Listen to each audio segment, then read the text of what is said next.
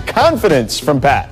I love it. I am the only person in this room that has once dressed as Patrick Beverley on national television for Halloween, so everything he does, I'm about. All right, fair enough. There we go. Normally when you have to plead for something to go viral, it might not, but that's a great shot by Bev. Yeah, no doubt, no doubt. Let's move on. Make punctuality. Debt, taxes, and Dame time. He did it again in crunch time versus the Mavs. Matt, has Dame entered the MVP discussion?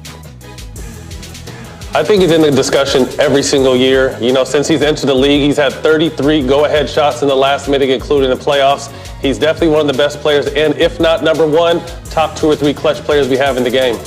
George, this is one of those things where how you define value is extremely important. Of course, he's one of the most valuable players in the league, but is he one of the most outstanding? Probably won't get that vote this season. All right, next, Miss Boxing Out. Lakers Nuggets. Shot is off here. And here comes Kyle Kuzma to clean it up. Matt, how important will he be now that AD could be nursing an injury for a minute? He's going to be huge, and he's been playing well of late, rebounding the ball on both ends, slashing, knocking down open shots. Kyle Kuzma is going to be a big part of them moving forward, but there's a little unspoken tension or beef between Porter Jr. and Kuzma that I've kind of picked up on, and I love it when they play against each other. Okay. I was going to say that's not the Kuzma we've seen a ton of. If he's jumping on people's backs just to get buckets like that, that's the Kuzma you want out in Lakerland for sure. For sure. Next, make Absolutely. peach baskets. This is from Friday night, but it's too good not to show again. Look at this obscene ball movement by the Jazz in a big win over the Bucks. So, Clinton, is this what Dr. Naismith envisioned when he created the sport of basketball? I don't think Dr. Naismith envisioned this level of disrespect. All those passes came with supreme confidence, including that one with Spider straight across the key. I can't believe they did that to him. That put the game away for me. It was an amazing moment. Ball movement is beautiful, and anytime you can finish it with a made shot, it makes it even better. I love it. I love it. The Jazz are rolling now for sure. All right, and now it's time for... The ball deserves to go in the crowd after a bull move like that. I think it's bull. I just thought it was bull. Don't give me that crap! Yeah, time for everybody's favorite game, BS or Real Talk. We give you the quotes. You tell us how true they are. So, welcome back into The Jump, by the way. I'm George Sedano, in for our fearless leader, Rachel Nichols, and joined by our columnists from the undefeated, Clinton Yates, and, of course, NBA champion Matt Barnes hanging out with us here. So, let's start with some interesting comments made by the back-to-back MVP, Giannis Antetokounmpo, over the weekend. So, Giannis said in their loss to the Jazz, he paid him a huge compliment. He paid the Jazz a tremendous compliment. Here's what he said. They would play the game against the best team in the West. They've been playing amazing. They won with this game 17 out of their last 18. You know, they're playing good. They're moving the ball. They're making threes. They're finding the rollers.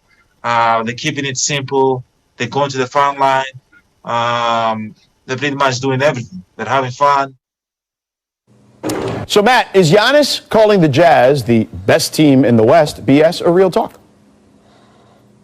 I think it's real talk, and not only the West, I think the league right now. They're definitely playing the best. They have the best record in the league, and it's going to be a good game tonight, meeting up the best team in the Eastern Conference and the 76ers. But the Jazz are playing on another level now with their ball movement and their three-point shooting, and Donovan Mitchell's been on a mission since some felt Shaq disrespected him a few weeks ago.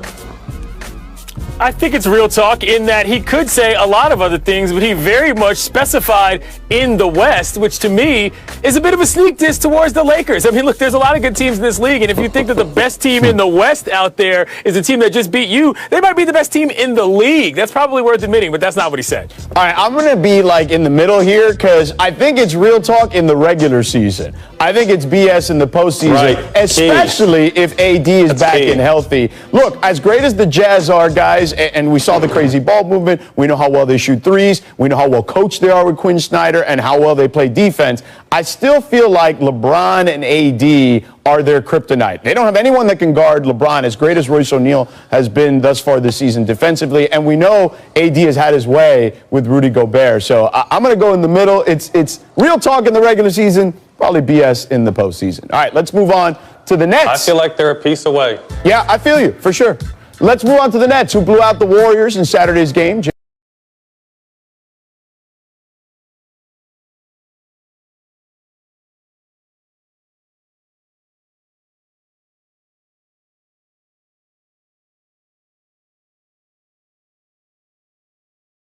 I just looked at him and I said, "You're the point guard, and I'm going to play shooting guard."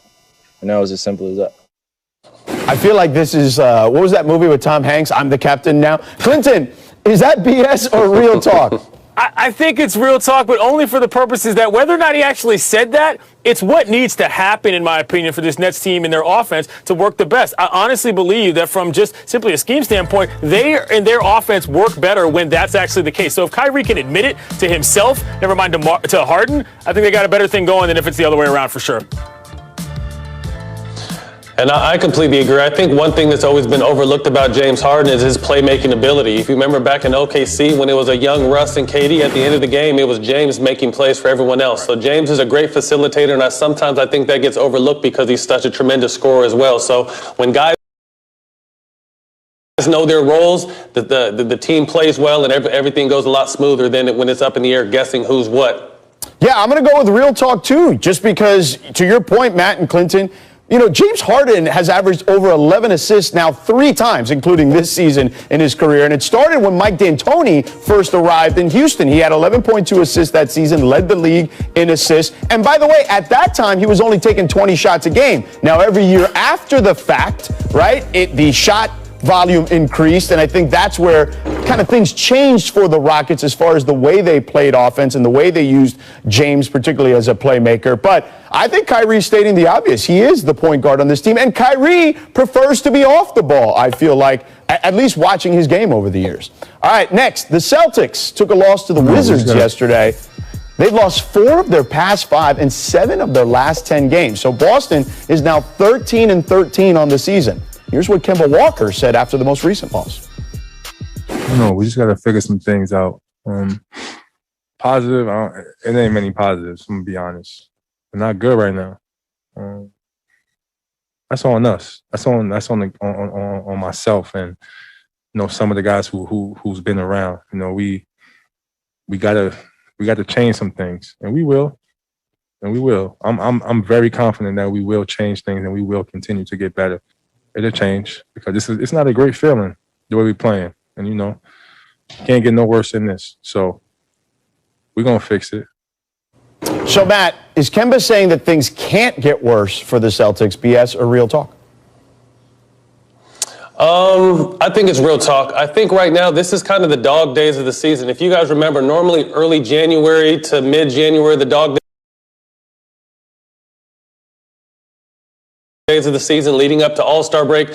These are the dog days of the season right now with this new schedule we're playing on. So mid-February up until the end of February where the All-Star break hits in March. These are just the dog days. But I think what's most important for this team is consistency out of Kemba and his health being on the court. Jaylen Brown and Tatum are two of the best one of the best young duos in the game. They need consistency out of Kemba. They need him to be on the court and they need him in the playoffs. So I think they're kind of hit rock bottom right now. But like I said, there's a lot of teams underachieving right now because these are the dog days of the of the season. Guys are waiting for this All-Star break to hit. I absolutely agree it's the dog days because if you lose to the Wizards and you barely score 100 points, you're actively not doing anything correct. And I'm not even being flip about that. If that's a team you fall to, it's time to reevaluate. And while a lot of people look at the Heat as the most disappointing, I don't necessarily think that that's the case. I think the Celtics are the most disappointing team this season in the Eastern Conference. They're both underperforming and they don't seem to be able to win anything. They can't make shots. You can't make shots. You can't score 90 points against the Wizards, barely. You're probably not that good of a basketball team right now. I think Kemba's exactly right. See, I'm going to go with BS on this one. And this was tough. And I think because a lot of this hinges, just to Kemba's point, a lot of this hinges on his own health, right? He has been a guy who's been dealing with injuries dating back to the bubble last season, right? He came back to this season late. But I still feel like this team needs a move, okay? They lost Gordon Hayward, right? Marcus Smart is also injured. I feel like they need someone. They've got very little depth on this team. Jaylen Brown has been fantastic, right, this season. He's the most improved player in the league, I think. You know, Jason Tatum is a star. Kemba's dealing with some injuries. Smart is dealing with some injuries. And even with those guys in the lineup, I felt like their depth could use some help. So I'm going to go BS on this one. I think it's not just about playing harder. It's about Danny Ainge needing to make a move. All right, coming up, don't look now, but the Phoenix Suns have won 6 in a row.